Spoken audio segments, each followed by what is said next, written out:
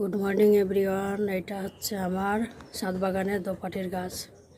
নিজে থেকে এই চারাটা হয়েছিল, হয়ে এত বড় গাছ হয়েছে।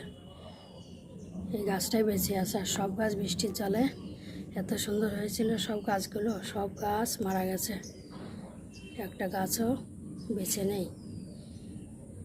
এই গাছটা হয়েছে একটা, এই বেগম পাহাড়, এই যে গাছটা, এই গাছটার টবের মধ্যে যে বেগম পাহাড় গাছটা, এটাতে কুড়ি এসেছে। এই গাছটার মধ্যে এটা হয়েছে। এই গাছটা এখন তো তুললেই গাছটা মারা যাবে, এই জন্যে তোলা যাচ্ছে না। যে এত বড় হয়েছে গাছটা,